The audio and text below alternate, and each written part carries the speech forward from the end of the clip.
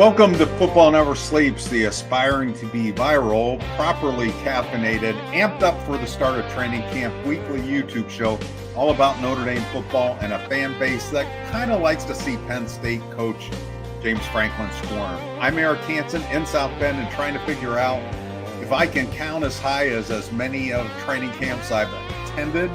He's Tyler James in the port, ready to stand by with some math help in case I need it. Together, we're kind of the crusty veterans, but definitely the new guys at blueandgold.com, our new content creating home.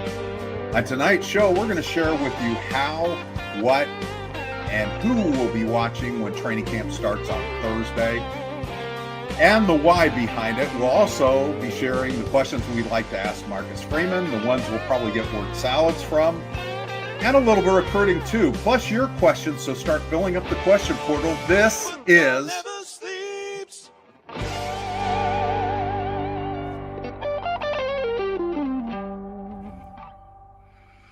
All right, welcome in to everyone watching us live. Hopefully my internet is smooth and does not have the issues it had earlier. I had to leave my apartment earlier because I lost internet, but we've had some storms here today, but I think we're all clear for the evening, so hopefully that holds up well for us.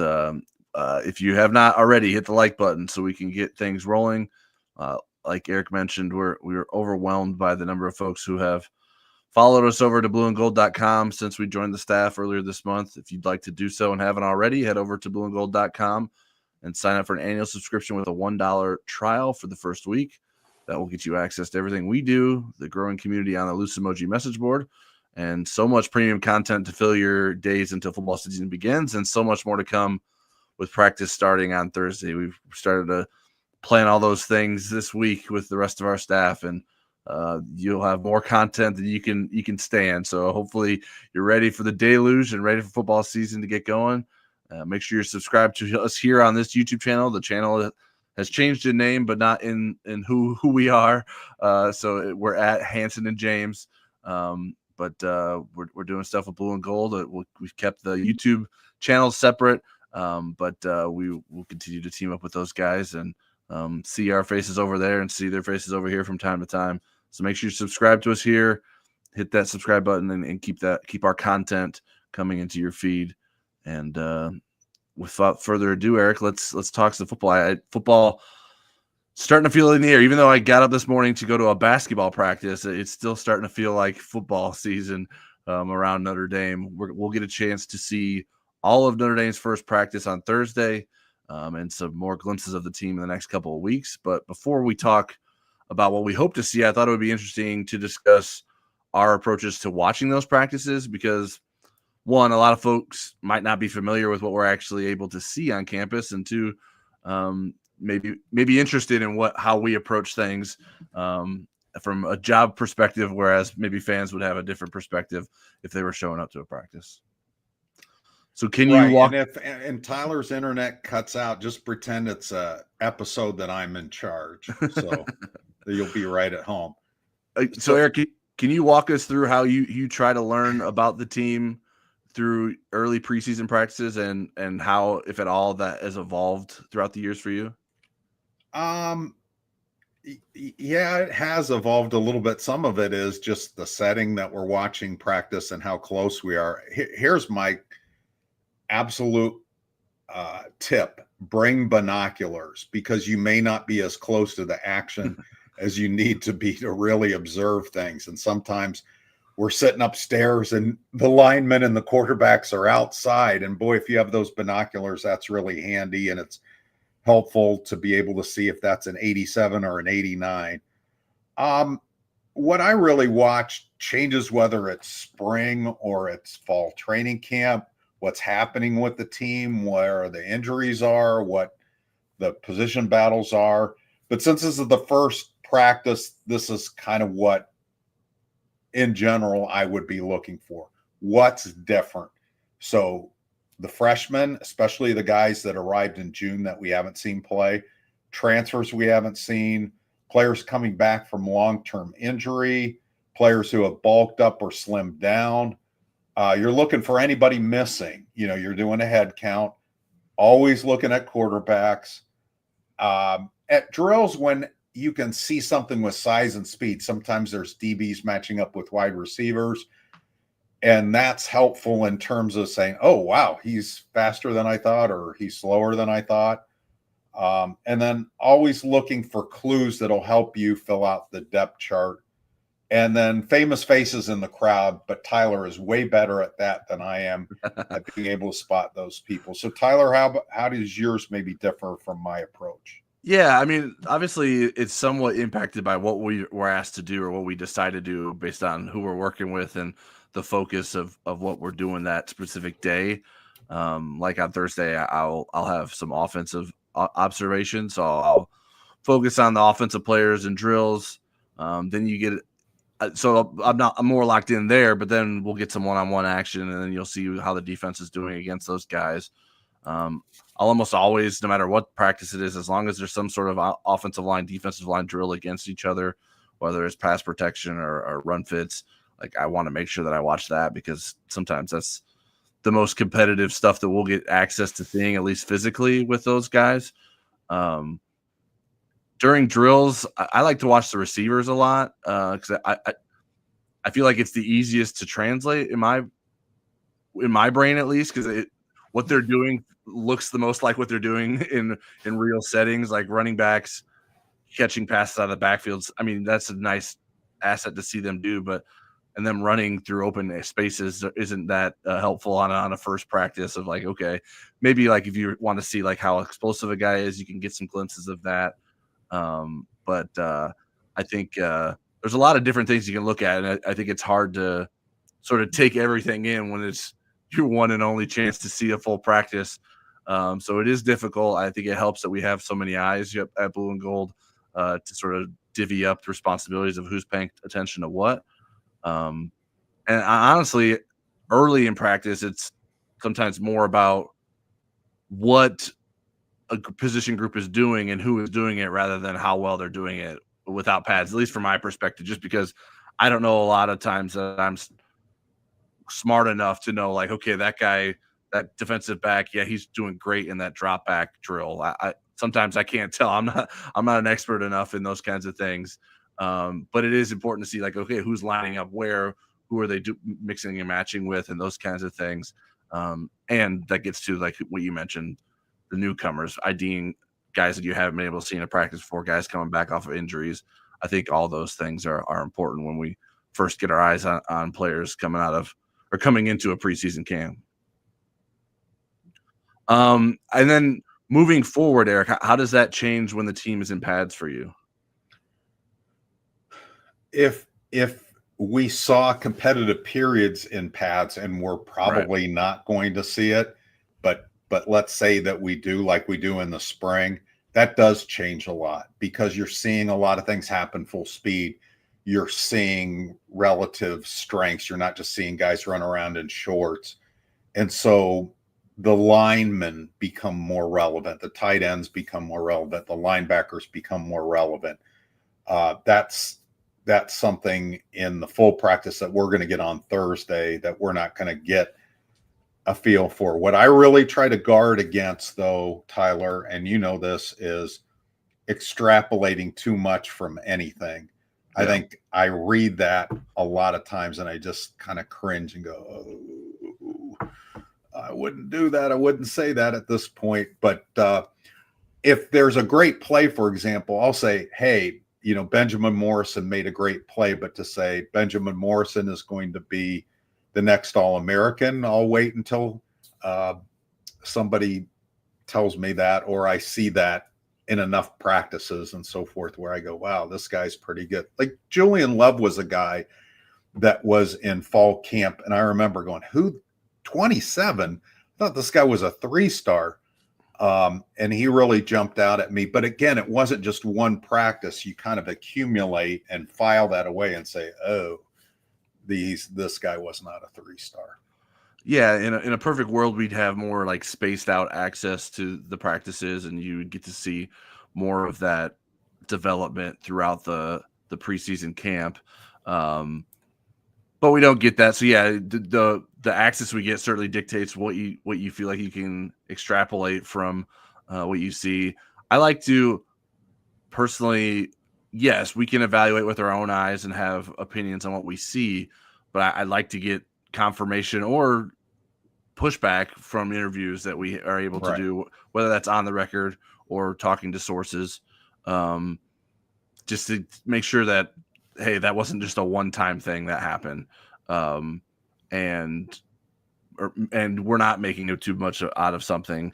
I tend to work the opposite way too. Like if the only good I know about something is something I've heard, I tend to be a little bit more skeptical of that. Like I'm not like if a coach is playing up some person or a teammate is playing up some person, I'll listen to it and I'll tell you what they're saying, but I don't know that I want to put all my weight behind it until I see it with my eyes.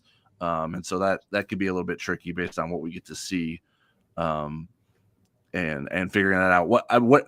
How do you go about trying to figure out what's meaningful versus what's not, and what's real and what's sort of a blip?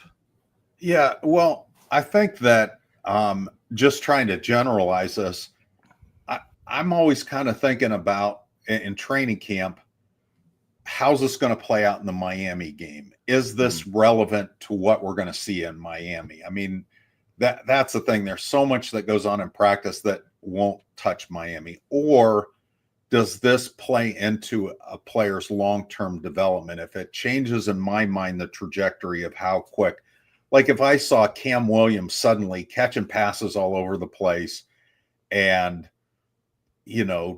really standing out, I'm going to start asking questions about him in the interviews. It's kind of a cross-check situation, as Tyler mentioned.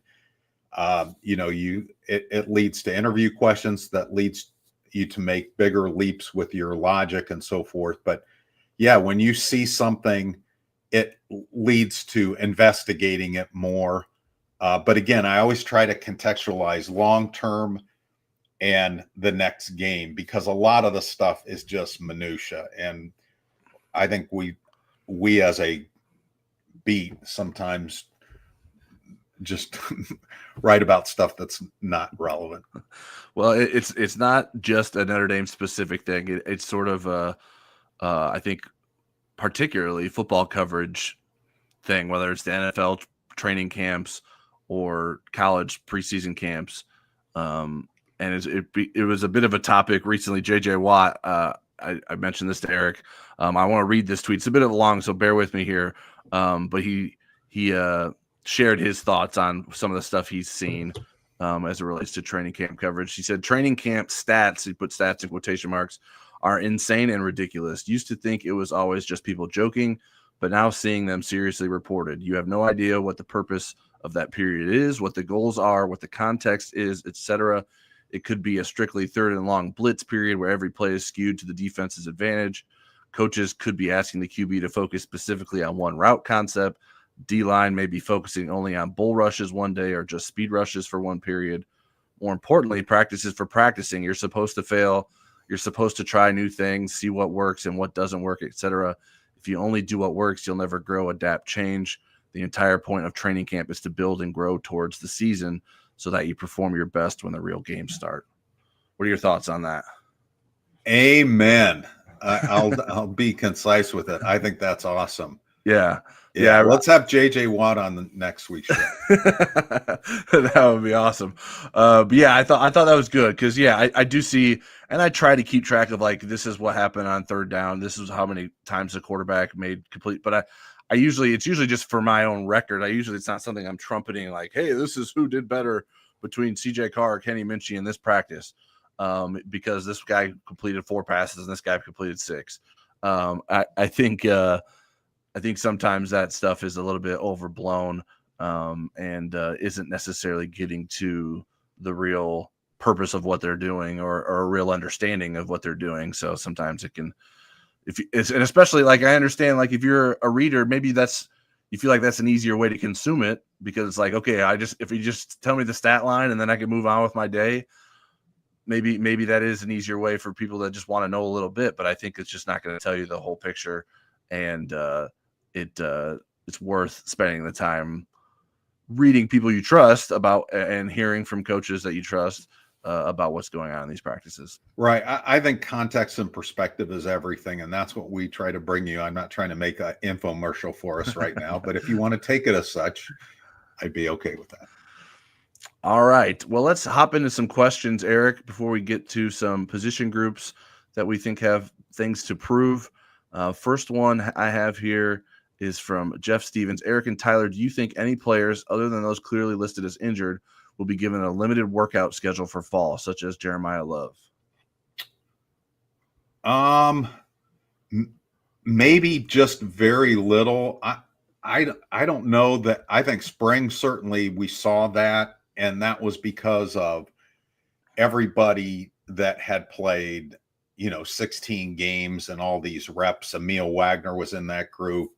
There were some of the linebackers that were. Now everybody's kind of recalibrated, and I think you don't want to be overly cautious to where you're not getting the full speed work that you need. And let me give you an example. One of the reasons why the 2007 team was 3-9 was because of the way Charlie Weiss had structured practices in 2006 and also in training camp of 2007. He had inherited a veteran team with Brady Quinn and all those guys. The roster turned over in 2007. Well, he ran his practices, 98% of the reps went to the ones, about 2% to the twos. The roster turns over. Those guys don't have meaningful practice reps. You get into training camp and again, held back like you do in the pros, not as much contact, not as much full speed work. Then you get to the season and you're not ready for full speed games. So again, there's a delicate balance there. So I don't think there's going to be a lot of holding back. I think it's going to be sensible, but not overly cautious.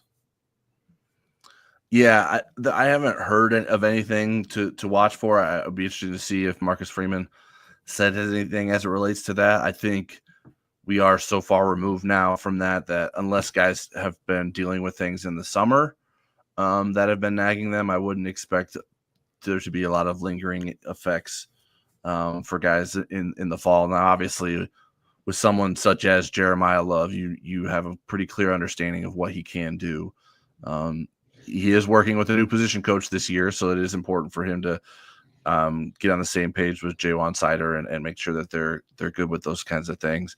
But I don't anticipate it to be a camp where you have a bunch of veterans that are not necessarily participating as much because you sort of know what they have. I don't know that necessarily falls in line with how Marcus Freeman approaches things, but he will be smart when needed to and find ways to ease guys into the season and not overwork them as well.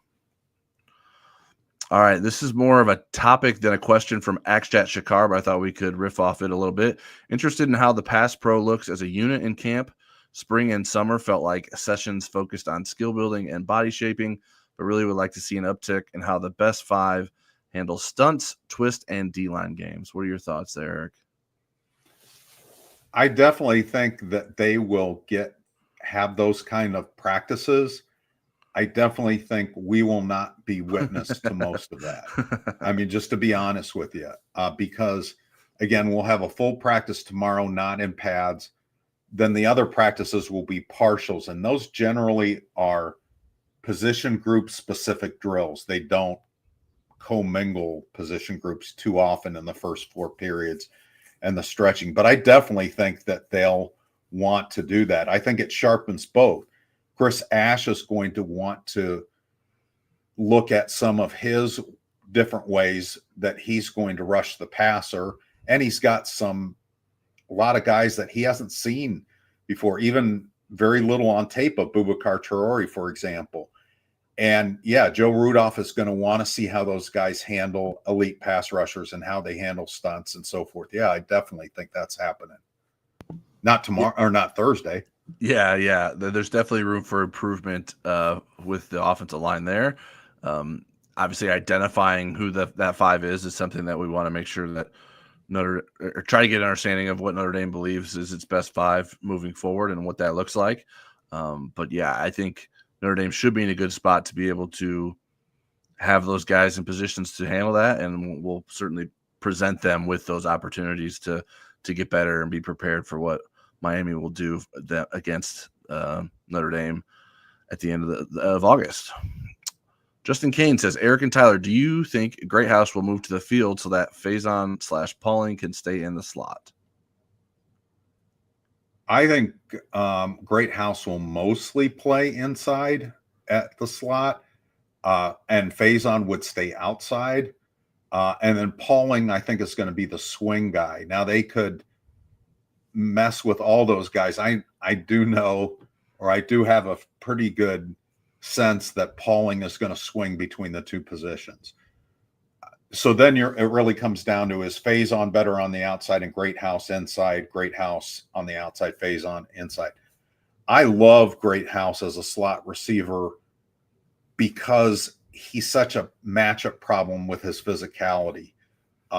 There's not a lot of slot receivers that are built like him and that are so good at using his body to shield against the ball. You're usually going against a nickel who's not going to be nearly as physical as Jaden. So that's why I like him inside. Yeah, I tend to agree. And I think Mike Denbrock is well established in being able to create opportunities for slot players. That happened a lot while he was at LSU. And then even towards the end of last season with Jaden Greathouse at times. So I think we'll probably see all three of them play both. Like I don't know that any of them is going to be limited to just one single spot. Like I think there will be opportunities to mix and match them, and that makes things more unpredictable for the defense. But I do like Greathouse in the slot more, even though he did make some plays out to the field in different opportunities last season. I'm not laughing at you, Tyler. There's somebody in the chat. BV should be the coach is his name. Oh man, should we ban him immediately for saying that? All right, Bob Oxford says, with the benefit of hindsight, is there any common denominator to players who emerged in fall yet didn't stand out in fall camp? For example, Benjamin Morrison and Leonard Moore. Okay, so didn't stand out in fall camp, but they emerged during the season. And is there a common denominator? Probably a limited practice access would be the common denominator. Well, and like with both Morrison and Leonard Moore, those guys were June enrollees. And so the coaching staff was just getting their first look at them during the early part of camp when we were looking at them for the first time. And then I think they kind of accelerated. I remember talking to Ben Morrison about Leonard Moore and was really surprised when he said, I think he's going to be better than me here at Notre Dame. I think he's going to have a better career. And we were pretty deep into training camp, I think, at that point, or at least it had gotten some momentum. This wasn't like on the first or second day. And then we had wide receivers the same day. So I went over and asked Jaden Thomas, is Leonard Moore what, Ben Moore? He goes, yeah, I could see that. Yeah, I could see that. And so, again, I think those June enrollees, especially, I think maybe that's the common denominator. The other thing, Bob, is that happens sometimes with transfers. We think of them as these experienced players, especially when they're grad transfers, but sometimes it takes them longer to understand the new system that they're playing in. And Javonte Jean-Baptiste was a guy that really fit that profile, that you looked at him in the spring and you looked at him through most of training camp, and really in the first couple of days and then games, and then all of a sudden it kicked in and he understood the system. And by the end of the year, he was one of Notre Dame's 5 best players. Yeah, I would need to go back and think about it and try to find more examples. But to me, I feel like there usually are some signs in fall camp. To me, like you mentioned with Leonard Moore, we were hearing good things about Leonard Moore. I don't remember as vividly about Benjamin Morrison. One guy that comes to mind to me is Jordan Faison. He was someone who we saw in preseason camp. We're like, what's He this wasn't walk talked about, but we saw him. We saw him. We're like, what's this walk on all about? Yeah. Like, and sure enough, it didn't come into play until later in the season when they decided to put him on scholarship to get him out on the field. But that was something that we saw in the fall before the season started. So yeah, I mean, I think it's more. I think it's to me the more interesting question would be like what allows guys that enroll in the summer to have to as freshmen and all of a sudden be ready to go in the fall. Like what's the common denominator there? Obviously, when you talk about more some of it's Marcus. I think Marcus is way more open to those guys being open to them playing than Brian Kelly was, even though Brian had some too. I think Marcus is way more plugged into saying they're on equal footing. It helps to have Mike Mickens as your position coach, as these two names as examples too. Like he's not afraid to play freshmen and obviously can get guys ready in a hurry. That certainly helps. But yeah, I mean, even like Anthony Knapp last year, even though he was an early enrollee, I don't know that coming out of the spring, we thought Anthony Knapp could be the Notre Dame starting left tackle. But in the fall, he really if you did think that, I need video evidence. Yeah, right.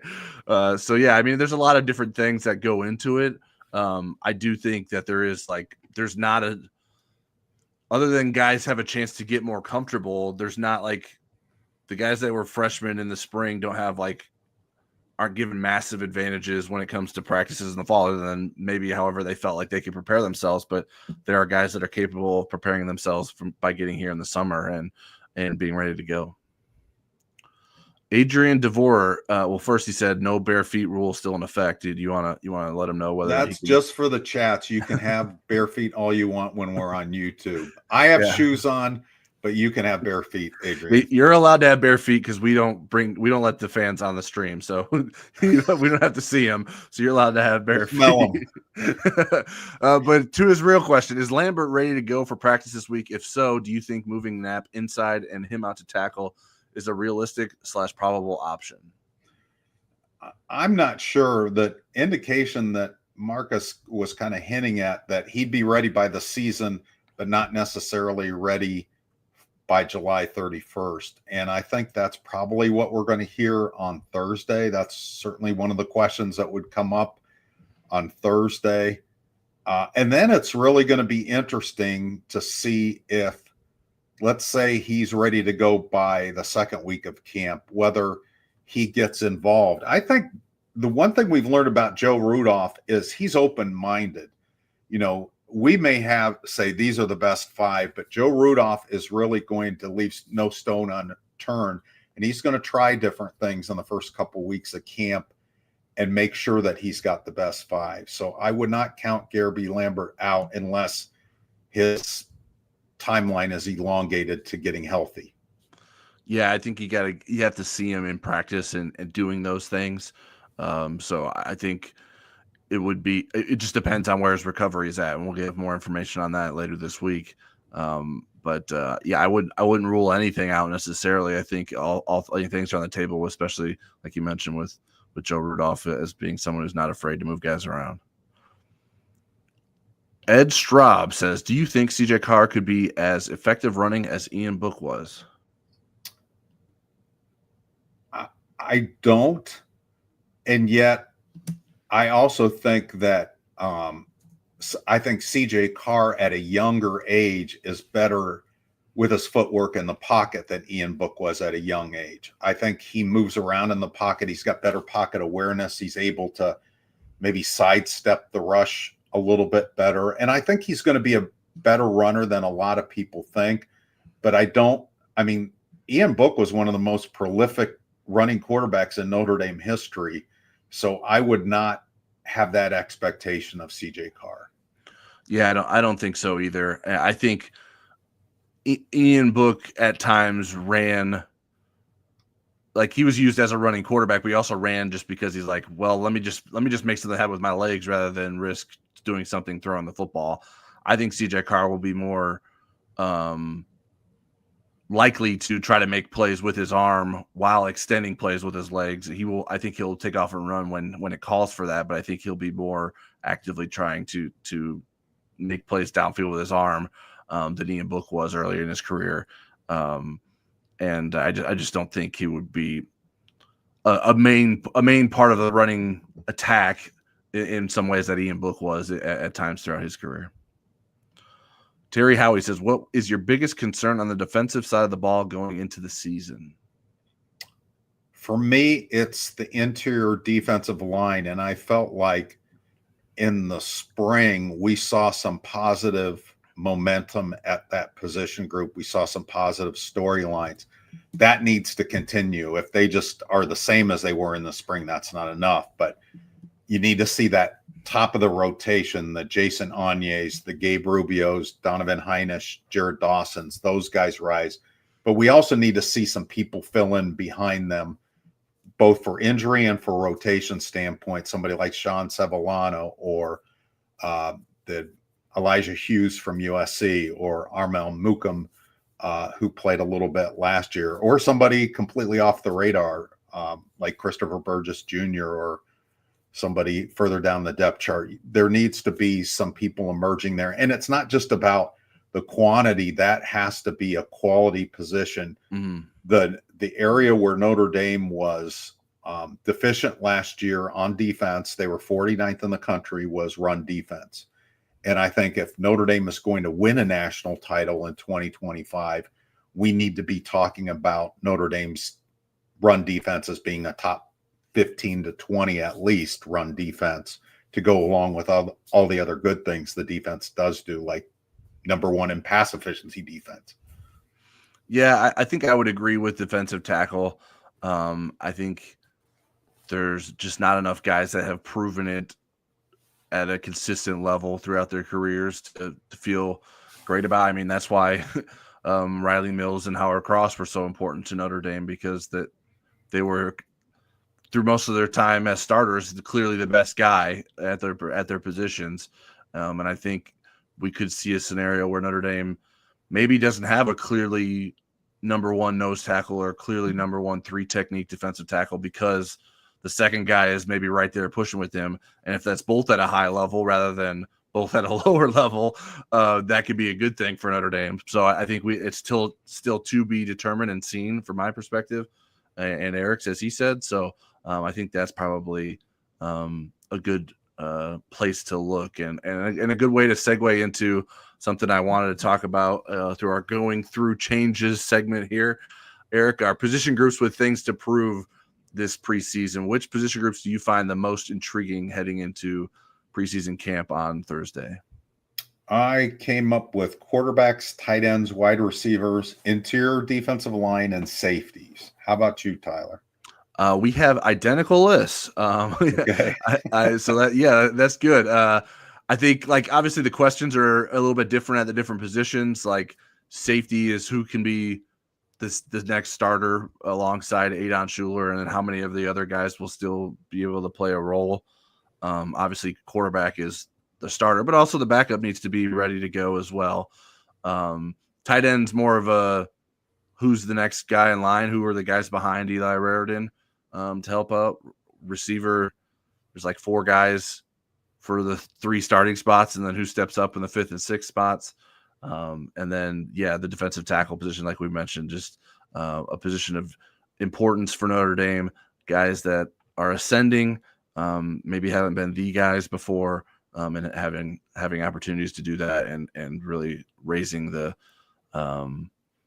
expectations for that group going into this season. Which position groups do you think have the most to prove? All the ones I just named except for safeties, the quarterbacks, the tight ends, the wide receivers, and the interior defensive line, those 4.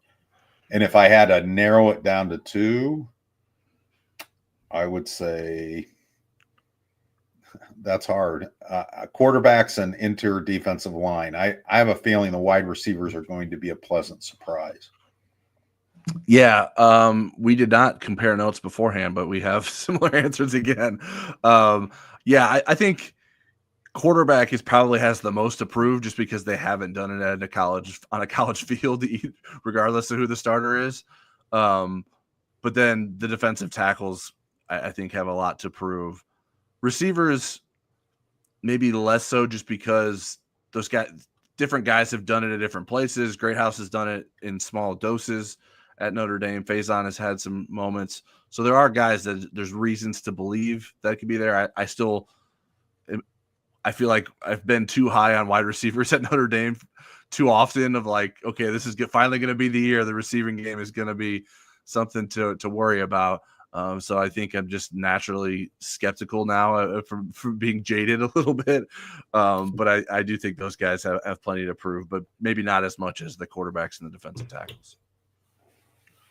And then what is there that we can see, if there is anything that we can see from these groups that can raise your expectations during the preseason, or is this something that we have to sort of wait till game days to start figuring that out?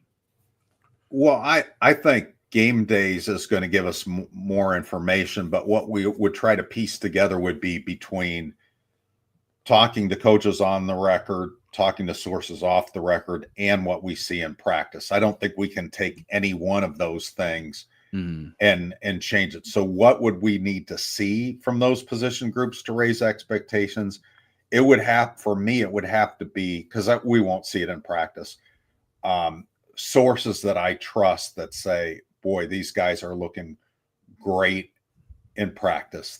That's what it would have to come from somebody, a source that I really, really trusted, that I think wasn't blowing smoke.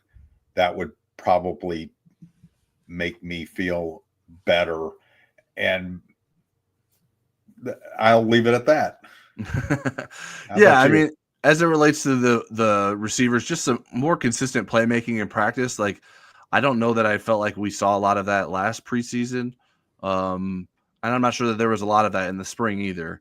So I think that would be something that could maybe start you to get to believe. But yeah, like obviously doing it against but there Miami. was no Malachi Fields in spring, and not Will Pauling at 100%. And those are two of the best receivers, two of the four best. Yeah, I agree. So I think that's something that we could see this preseason that maybe helps believe in raising the expectation for the receivers. The defensive tackles, I think, just challenging Notre Dame's offensive line starters. Those are good guys in the interior for Notre Dame. Obviously, with Charles Jagusa out, an opening there for someone to step up. But whoever stepped up is going to be expected to play at a high level. So if Jared Dawson or Gabriel Rubio is beating them consistently, I think that's a good sign for Notre Dame's defensive tackles. So those would probably be the two biggest things. I think the quarterbacks, like, I don't know that anything I'll see this preseason is going to change my expectations for those guys. So much of that is like when you see live bullets in game situations, which we don't get anything close to seeing in the preseason. And probably similar for tight ends. Like, I just don't know that I would see enough from the tight ends in the preseason that I would feel confident in going one way or the other in terms of what to expect from them this fall. Is there anything that could happen this preseason that would lower your expectations for a position group? Well, if you saw, for example, a lot of mistakes from the quarterbacks, that would be an alarm for me, since they're such controlled conditions in the practices. And yet something that you say, that JJ Watt actually said, is sometimes, you don't know what the context of certain drill is. But I think when you see quarterbacks making lots of mistakes, that kind of is what you're going to get during the season. I don't know about the other position groups. Again, I just don't think we're going to see enough of competitive line play that we're going to be able to piece that together without sources and without on-record information for me to raise or lower that standard. Yeah, I think the receivers is sort of connected to the quarterbacks. Like, I think there is enough stuff to see between the quarterback and receiver connections, the chemistry, even with the limited access that we get, that I think like, if it looks poor, I think that would be a reason to say, well, okay, wait a minute, we need to, maybe this is more of the same instead of an improvement on what they want it to be. So I think those are probably the areas that maybe we pour cold water on this fall based on how things go. Irish Steel 63 says, do we get a 1,000-yard receiver this season?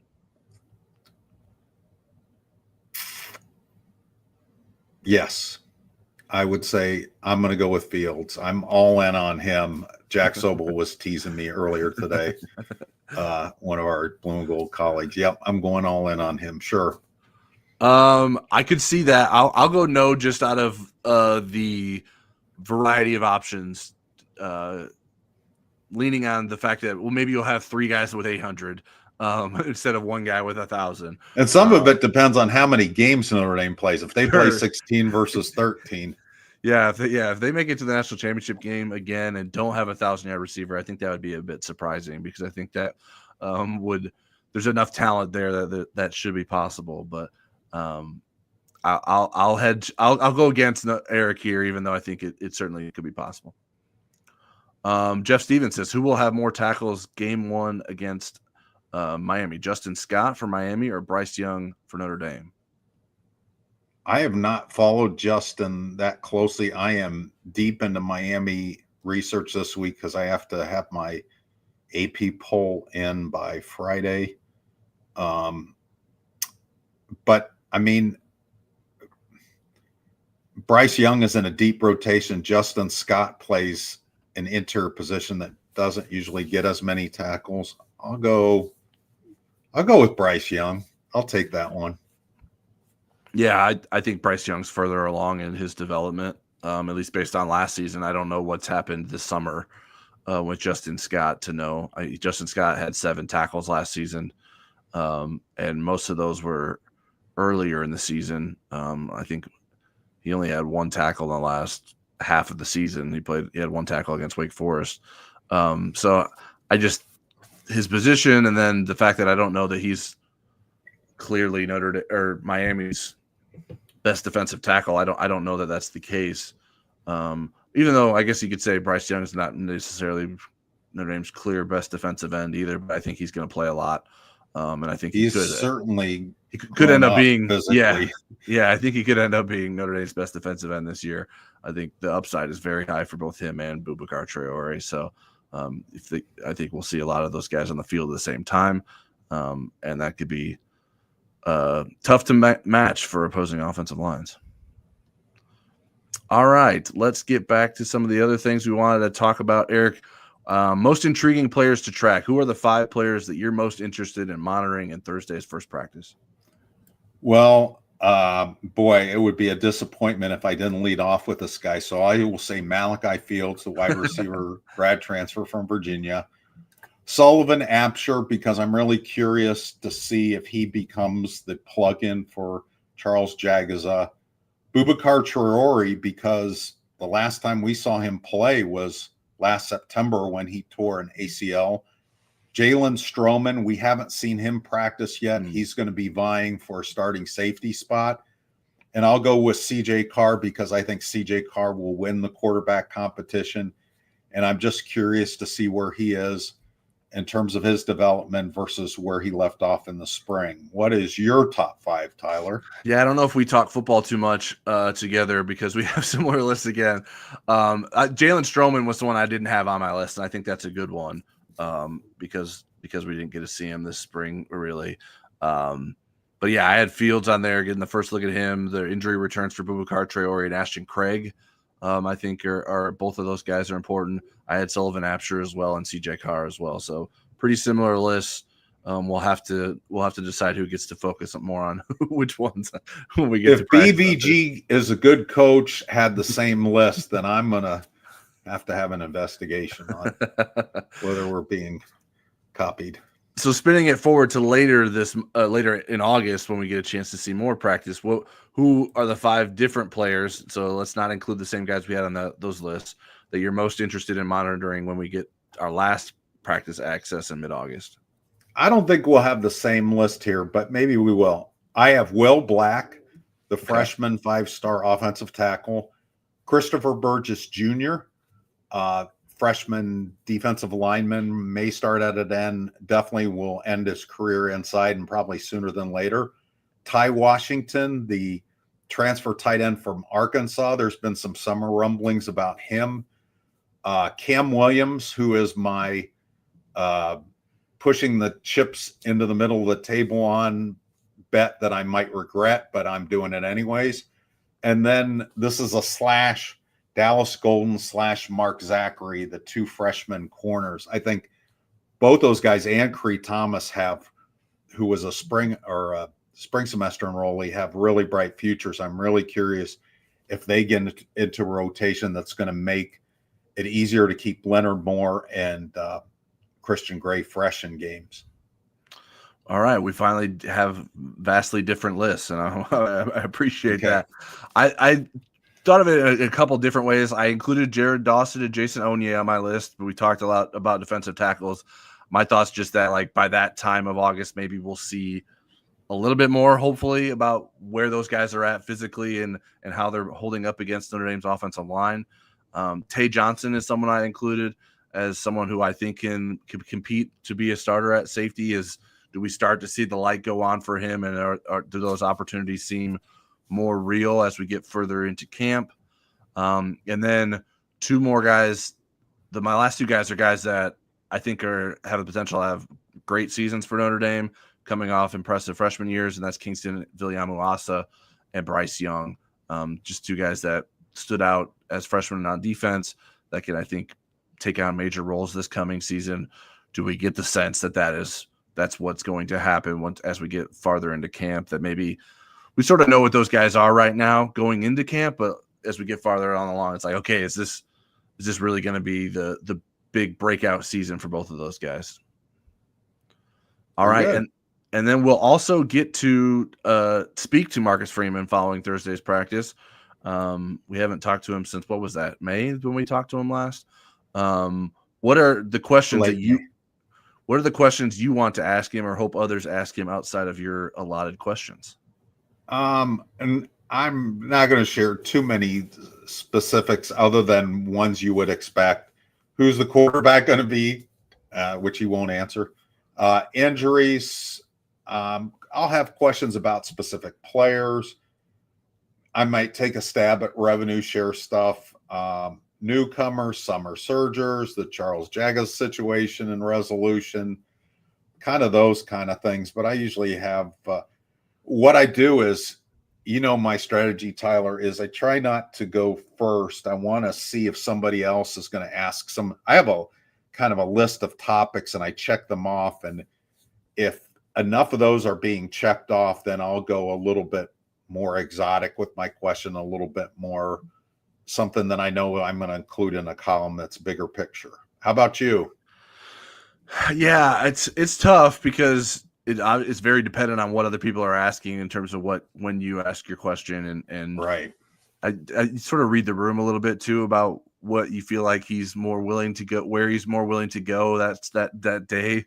Some things that I would be interesting to know if he has a better sense now as a head coach for what his team can be in the preseason than when he was first starting as a head coach. Is that something that he feels is a skill that he's acquired or something that he's more capable of doing? I don't know that he would be very honest about that, frankly.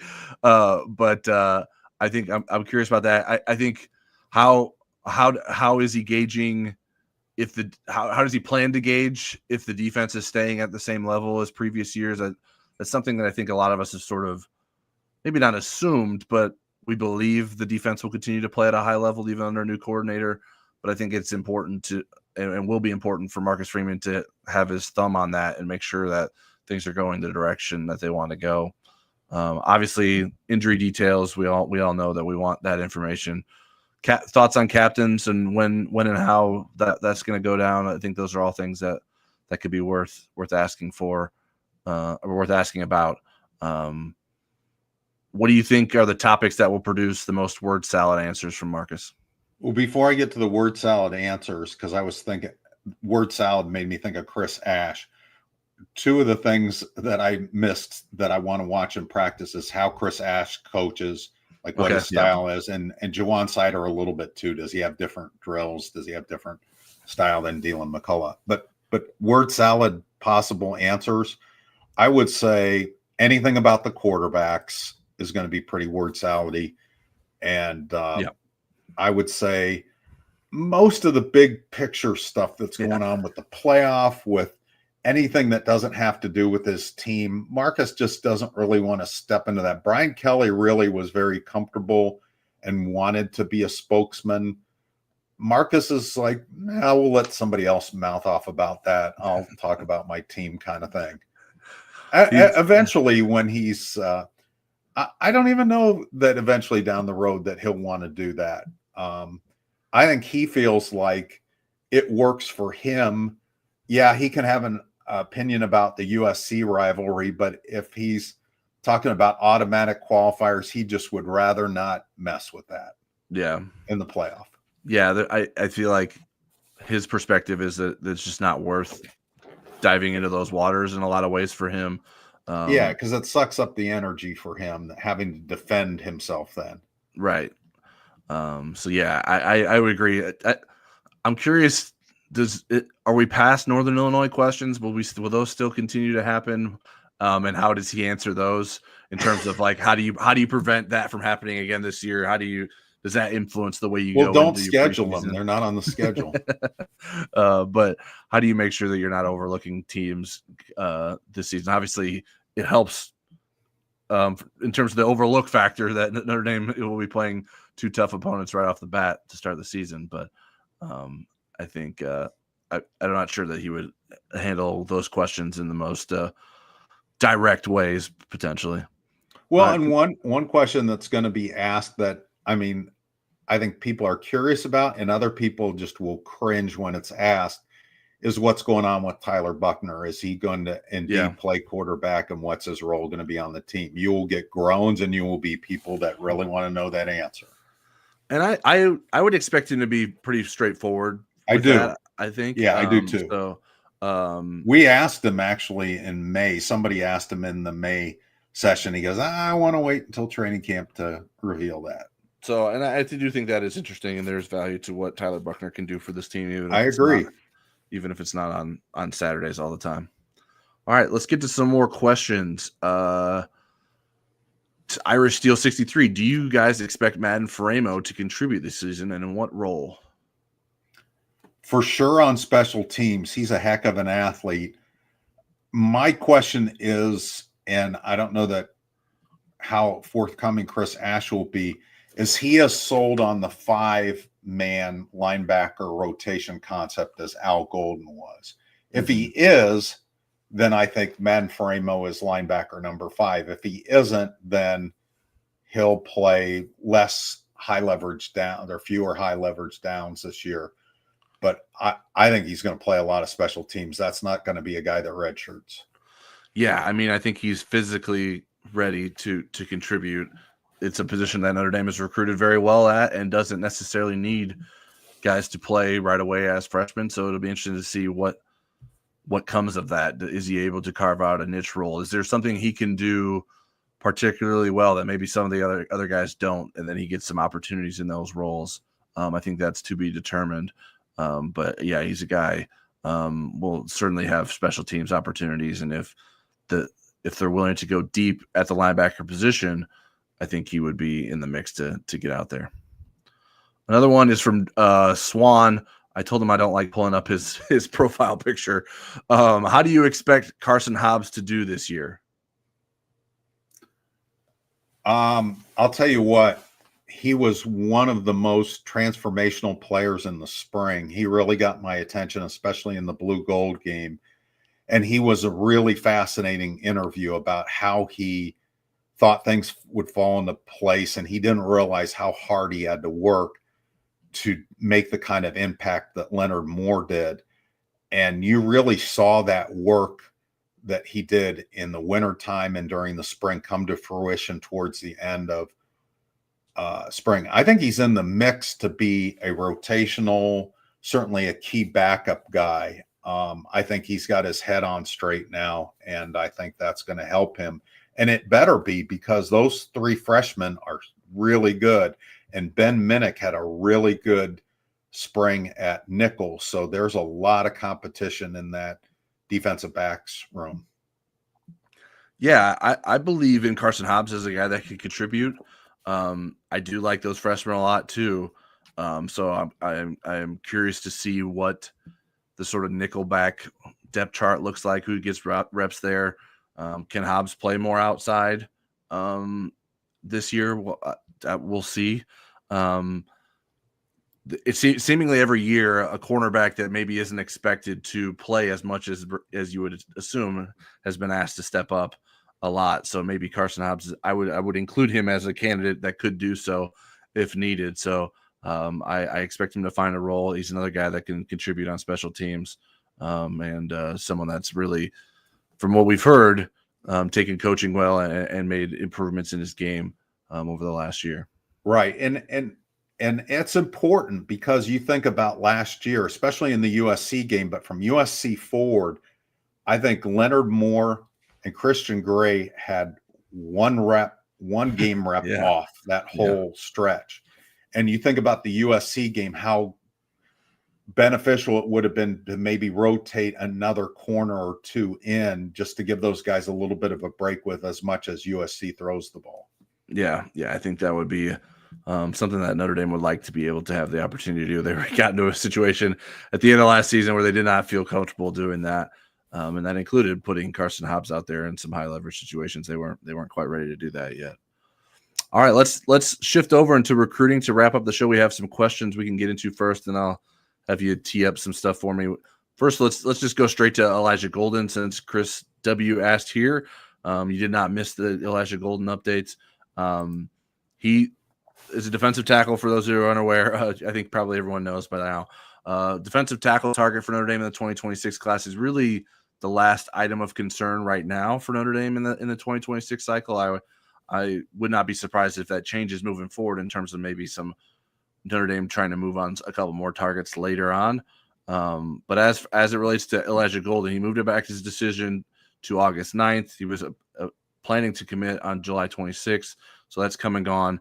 I still think Notre Dame's in a good spot. I think Oklahoma was and is the biggest concern. Notre Dame may have survived that push, but August 9th is still not quite here yet. So I think Notre Dame will continue to push there. It's obvious how much it wants and needs Elijah Golden. Virginia Tech and Alabama are still in the mix. I think Notre Dame knows that it sort of can't be complacent here. Interesting rivals has him as a 3-star recruit, the number 59 defensive lineman, as opposed to the Rivals industry ranking has him as a 4-star recruit and the number 19 defensive lineman. So some varying opinions there on him, but as it relates to what Notre Dame thinks of him, they think very highly of him and want to add him to the class and get him as the second defensive tackle in the class alongside Tiki Hola. All right. And other recruiting question we had sent in from Jeff Stevens: what will be the signature recruiting home game for Notre Dame this year? Will it be USC? I think it'll probably be more Texas A&M than USC. I think both will be big-time recruiting events for Notre Dame. I think earlier in the season sometimes is a little bit more beneficial, especially when you sort of rule out the possibility of bad weather for kids coming to Notre Dame Stadium. If you can get a kid here in September for a game, I think you like that opportunity. So I think Notre Dame will try to get kids here for Texas A&M over the USC game, which happens in mid-October. But I think the USC game will be prioritized as well. And I mean, a lot of what we'll be paying attention to will be 2027 recruits because so much of the 2026 class is wrapping up. But obviously those 2026 commits will get on campus for some games as well. But I know people will want to be moving on to what, and no one wanting to know what's next. Okay. All right. Are you ready for me or? Yeah, go ahead. Ask me about Teddy Girard. Okay, so Teddy Girard committed to Notre Dame, 2027 quarterback. What is the impact of that for the Irish, Tyler? I think that early high-profile commitments are great to build around. He allows Notre Dame to keep improving at the quarterback position. I had a film study the day he committed to Notre Dame, just sort of breaking down what he can do on film, just the way he can place the ball where he wants to, the way he can throw the ball on the run and is mobile enough to maneuver out of the pocket and make plays with his legs. Not necessarily a dual threat quarterback, you would call him, but a guy who's plenty athletic to get in better positions to make plays with his legs and keeps his eyes downfield to make plays. So a lot of buzz has come Notre Dame's. Obviously, there's been plenty of buzz around Notre Dame recruiting for a while this summer, But specifically in the 2027 class, when you get a guy like Teddy Gerard in there, I think there's a lot to like about what he could do for Notre Dame and what that may bring for him with other guys as well. Okay, and you mentioned other guys. So do you feel like he's a good enough quarterback that could change the path of some wide receivers? Because Notre Dame certainly is finishing, if they keep everybody, finish strong with 5 wide receivers and some good ones. Yeah. It feels like that's on an uptick. Is he the level that's somebody's going to say, wait a second, Teddy Gerard's going to Notre Dame. Maybe I need to give them a second look. I think so. I mean, Rivals has him as the number 2 quarterback in the class. There's obviously varying opinions there, and maybe receivers that play in California have never seen Teddy Gerard before, who's from Georgia, if for those who are unaware. But he was at that Rivals national camp. Yeah, he was at the Rivals 5-star camp in June, which was a mix of 2026, 2027, and even some 2028 recruits. Is a very talented player. I think he's very charismatic. Someone that will connect with fellow recruits. So I do think it will impact Notre Dame's ability to recruit at the receiver position and probably beyond that too. Kyle Kelly, our teammate at Blue and Gold, has done a good job of connecting with 2027 recruits about Teddy Gerard committing to Notre Dame. Julius Jones Jr., a Rivals 100 receiver, said Notre Dame got a dog. That was his quote as it related to Teddy Gerard. A wide receiver, Quentin Burrell, out of the Chicago area, was pumped up to see Teddy Gerard get in the class. Tight end Jack Brown, another Rivals 100 player, Rivals 100 receiver Matthew Gregory. So a lot of guys have taken notice of Teddy Gerard's commitment. And I think it just sort of continues to build on that strong momentum for Notre Dame's recruiting efforts. And I think there's an opportunity here for Notre Dame to start picking things up at a faster pace in this 2027 class than maybe it did in the 2026 class. All right, I think that's it. Was there any questions that came through as I was just reading some comments that were cracking me up. All right. Well, I think that's it for us tonight, folks. We appreciate everyone tuning in to another edition of Football Never Sleeps. We'll continue to be here weekly. We'll be back next week. Make sure you subscribe to the channel. If you haven't liked the video yet, make sure you do that as well. And if you haven't spent any time with us over at blueandgold.com, we encourage you to do so. So much good content about Notre Dame football going into the preseason camp, and we'll have plenty coming later this week. So everyone enjoy your week and get ready for some real football. Rock on, Jeff Stevens.